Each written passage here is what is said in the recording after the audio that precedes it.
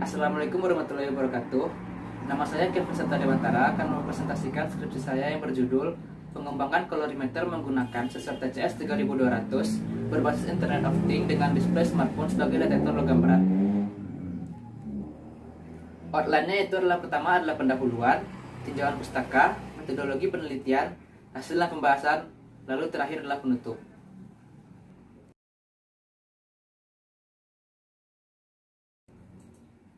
Pertama, latar belakang. Logam berat adalah komponen alami tanah yang memiliki rapat massa tinggi lebih dari 5 gram per cm kubik.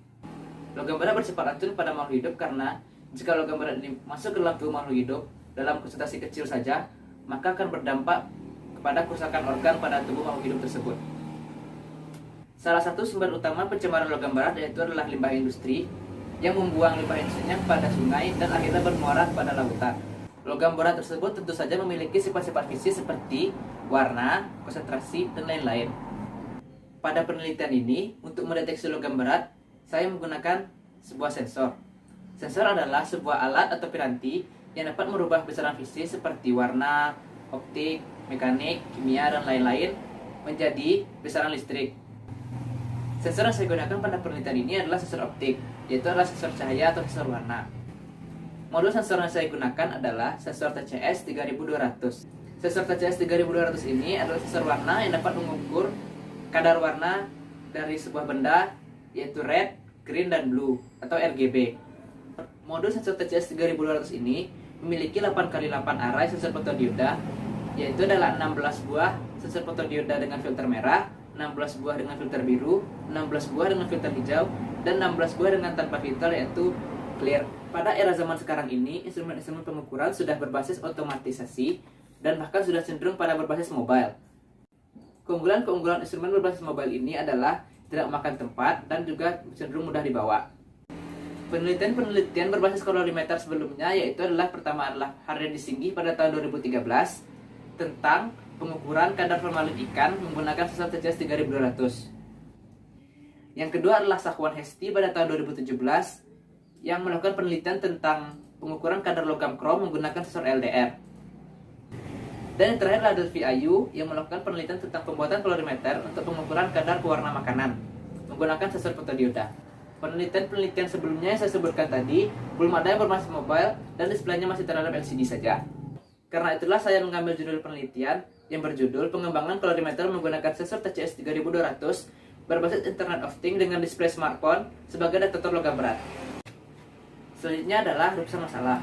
Pertama adalah bagaimanakah spesifikasi performansi dari kolorimeter menggunakan sensor TCS 3200 berbasis Internet of Things dengan display smartphone sebagai detektor logam berat. Yang kedua, bagaimana pengaruh absorban dan konsentrasi larutan terhadap data keluaran sensor.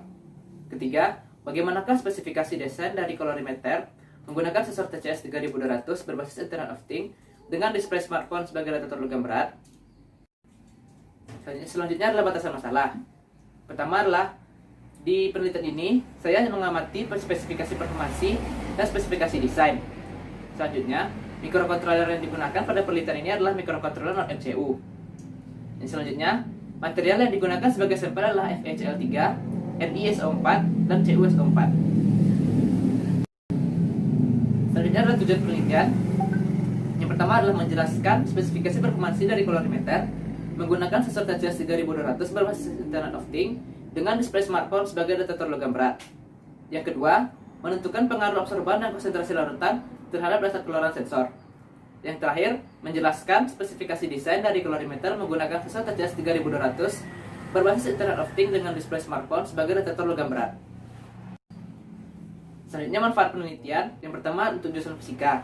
Sebagai instrumen yang dapat digunakan pada laboratorium fisika dalam melakukan eksperimen pengujian warna. Yang kedua, kelompok bidang kajian elektronika. Berguna dalam pengembangan instrumen berbasis elektronika. Selanjutnya itu adalah peneliti lain sebagai referensi. Selanjutnya adalah tinjauan pustaka. Yang pertama adalah spesifikasi alat. Spesifikasi alat terbagi dari dua, yaitu performansi dan desain. Spesifikasi performansi disebut juga dengan spesifikasi fungsi, yaitu mengidentifikasi tentang fungsi-fungsi pada setiap komponen dalam pembentuk sistem. Selanjutnya adalah spesifikasi desain. Spesifikasi desain adalah mencakup ketelitian, ketepatan, dan kesalahan atau akurasi, presisi, dan error. Selanjutnya adalah detektor. Detektor adalah suatu alat yang berfungsi untuk mencatat ataupun menghitung suatu variabel dalam objek yang akan diteliti secara otomatis. Selanjutnya adalah logam berat. Logam berat adalah komponen alami tanah yang mempunyai massa tinggi, yaitu lebih dari 5 gram per cm kubik. Selanjutnya adalah sensor TCS 3200. Sensor ini adalah sensor cahaya yang dapat mengukur kadar warna dari setiap objek. Sensor ini memiliki 8 pin, yaitu bisa dilihat di gambar adalah S0, S1, S2, S3, OE, ground, output, dan VCC. Fungsi-fungsi pada setiap pin dapat dilihat pada tabel di samping. Bisa dilihat pada tengah pada sensor tersebut ada kotak-kotak kecil, itulah sensor fotodioda. Sensor fotodioda tersebut ada 8x8, itu ada 64. 16 untuk filter merah, 16 pada filter biru, 16 untuk filter hijau, dan 16 untuk filter clear. Bisa lihat di gambar di samping adalah bagian dalam sensor. Bisa dilihat pada blok diagram sensor ada 16 merah, 16 hijau, 16 biru, dan 16 putih. Dari 64 komponen itulah akan dikirim nanti kepada multiplexer, dan pada multiplexer akan dikirim kepada converter arus menjadi frekuensi. Frekuensi tersebutlah yang akan dijadikan keluaran. Molaritas adalah jumlah mol per liter larutan. Disekat dengan M besar dengan rumus adalah N per V besar, di mana N adalah jumlah mol dengan V besar adalah volume. Selanjutnya adalah Internet of Things. Internet of Things adalah sebuah konsep atau skenario di mana suatu objek memiliki kemampuan untuk mentransfer data melalui jaringan tanpa memerlukan interaksi manusia ke manusia. Selanjutnya adalah spektrometer UV-Vis. Spektrometer UV-Vis adalah alat yang saya gunakan sebagai kalibrator untuk alat saya pada penelitian kali ini. Spektrometer UV-Vis adalah alat yang digunakan untuk mengukur energi cahaya yang diserap ataupun diteruskan pada panjang gelombang tertentu.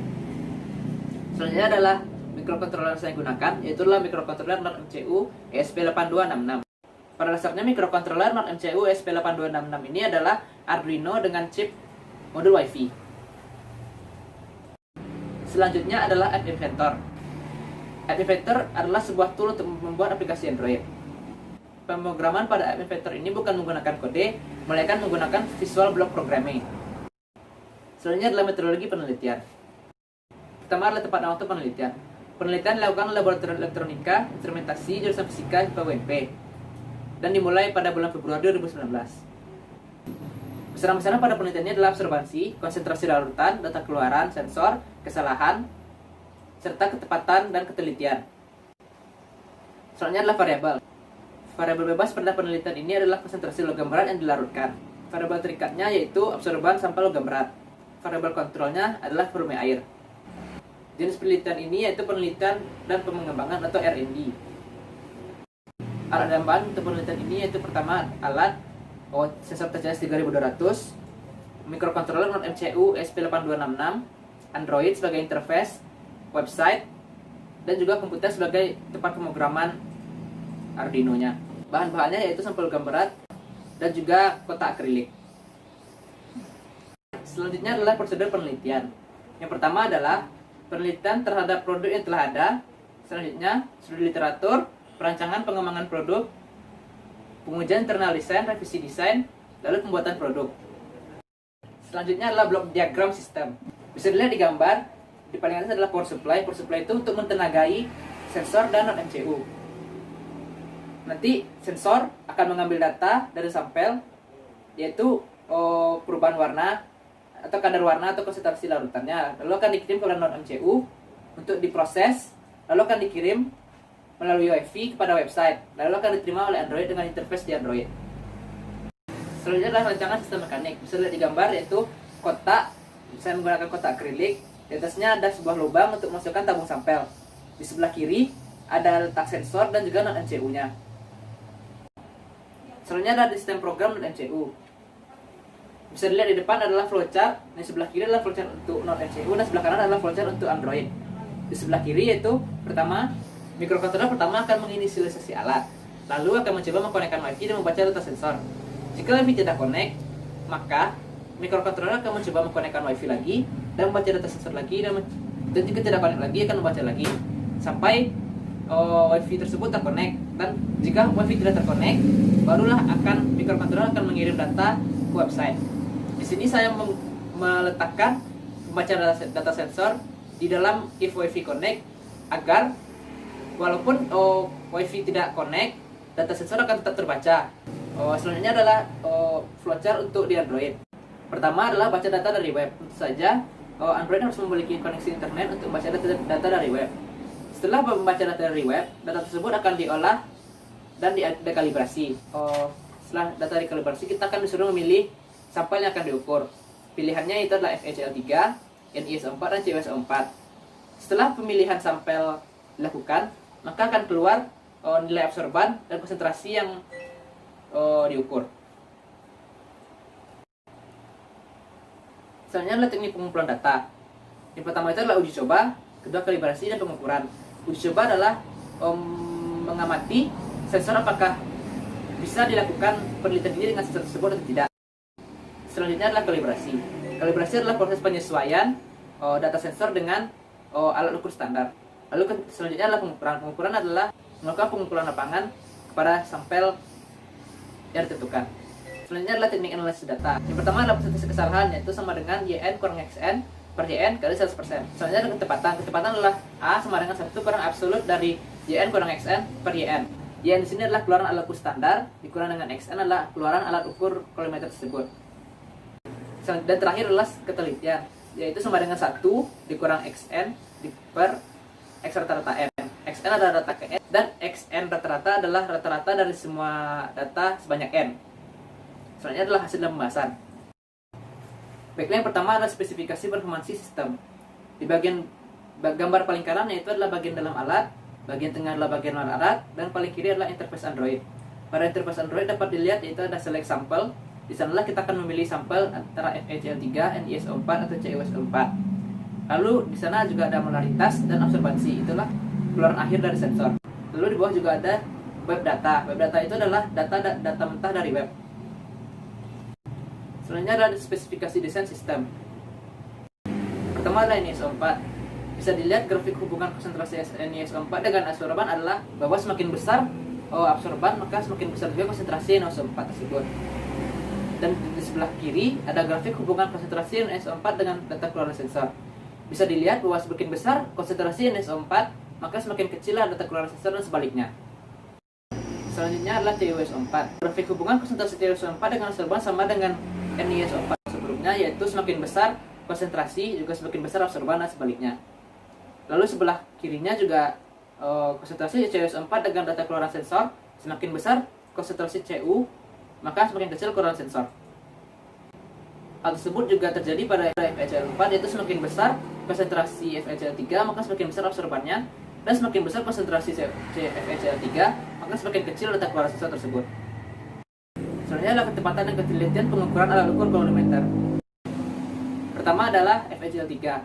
Bisa dilihat pada tabel kiri dan kanan, itu tabel ketepatan dan ketelitian, bahwa ketepatan pada FHCl3 itu berkisar antara 99,5 sampai 91,6%. Dan ketelitian untuk sampel FHCl3 itu adalah sekitar 99,4% sampai 97,6% dengan standar deviasi 0,0277.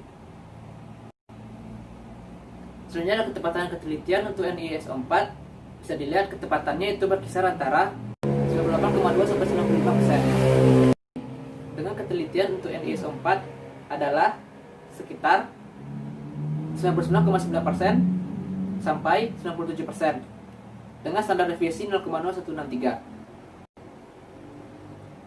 Selanjutnya ada CWSO4. Didapatkan ketelitian yaitu sekitar 99,4% sampai 99,9%. Selanjutnya adalah ketelitian CWSO4 berkisar 99,9% sampai 99,98%. Untuk sekali lagi itu karena rank data pada absorbansi spektrofotometer Vivis-nya sangat kecil, sehingga ketelitiannya juga sangat besar didapat dengan standar deviasi 0,00228. Selanjutnya pembahasan. Pada spesifikasi performansi sistem kolorimeter terdiri dari sensor TCS 3200 tersebut, lalu kotak akrilik alat, website, Android, dan komponen elektronika lainnya. Selanjutnya adalah keluaran pada sensor TCS 3200 itu berupa frekuensi dengan 8x8 array sensor fotodioda dengan 4 bagian, yaitu ada filter merah, hijau, biru, dan tidak ada filter. Akrilik yang digunakan dalam pembuatan kotak adalah akrilik yang berwarna hitam. untuk bertujuan untuk agar LED pada sensor tidak dapat diserap oleh dinding akrilik sehingga tidak mempengaruhi pengukuran. Pada penelitian ini bisa digunakan sebagai tempat menerima data dari Android dan tempat mengirim data ke Android. Pengukuran dilakukan di LLDT wilayah X menggunakan alat spektrometer tipis. Pengukuran dilakukan dengan 10 variasi sampel. Didapatkan semakin kecil konsentrasi logam berat, maka semakin kecil pula absorbasinya dan sebaliknya. Data keluaran sensor TCS 3200 pada kalorimeter dibaca pada Android. Pengaruh konsentrasi logam berat terhadap data keluaran sensor dapat diplot dalam bentuk grafik. Pekalibrasian dilakukan kepada 3 sampel, yaitu FHCl3, NiSO4, dan CuSO4. Pekalibrasikan dilakukan dengan cara mengambil data sensor dari setiap observasi dari setiap variasi sampel. Variasi sampel yaitu 10 variasi setiap sampel. Pengaruh observasi terhadap keluaran sensor diplot dalam bentuk grafik yang akan menghasilkan sebuah persamaan kalibrasi. Semakin besar konsentrasi logam berat, maka akan semakin besar pula observasinya. Semakin besar konsentrasi logam berat juga akan mempengaruhi kepekatan warna pada larutan logam berat. Perubahan warna tersebutlah yang diubah menjadi absorban. Untuk material FHCl3 didapatkan kecepatan berkisar antara 91,6% sampai 99,5% dengan kecepatan rata-rata 95,5%. Ketelitiannya antara 97,6 sampai 99,6 dengan rata-rata 98,7%. Untuk NiSO4 kecepatannya yaitu berkisar 94,4% sampai 98,2% dengan kecepatan rata-rata 96%. Dengan ketelitian 97 sampai 99,9% dengan ketelitian rata-rata 98,3%. Untuk material CuSO4 dapat kecepatan 99,5 sampai 99,9% dengan kecepatan rata-rata 99,7. Data ketelitian untuk material CuSO4 berkisar 99,6 sampai 99,99 dengan ketelitian rata-rata itu 99,8. Selanjutnya adalah penutup. Pertama adalah kesimpulan. Pertama adalah hasil spesifikasi performansi dari sistem kalorimeter terdiri dari sensor TCS 3200, akrilik, website, dan Android. Semakin besar konsentrasi larutan logam berat, maka semakin besar absorban, maka semakin kecil pula data keluaran sensor. Spesifikasi desain pada sistem kalorimeter mencakup ketepatan dan ketelitian. Ketepatan untuk material FHCl3 berkisar 91,6 sampai 99,5 dengan rata-rata 95,5. Ketelitian FHCl3 berkisar antara 97,6 sampai 99,6 dengan rata-rata 98,7. Untuk NiSO4 kecepatannya berkisar 94,4% sampai 94,2% dengan kecepatan rata-rata yaitu 96%. Dengan ketelitian berkisar 97% sampai 99,9% dengan ketelitian rata-rata 98,3%. Untuk material CuSO4 kecepatan berkisar antara 99,5 sampai 99,9 dengan kecepatan rata-rata 99,7. Untuk ketelitiannya berkisar antara 99,6 sampai 99,99 dengan ketelitian rata-rata antara 99,8. Selanjutnya syarat, yaitu alat kalorimeter dapat digunakan sebagai sarana pengujian di laboratorium fisika dan kimia.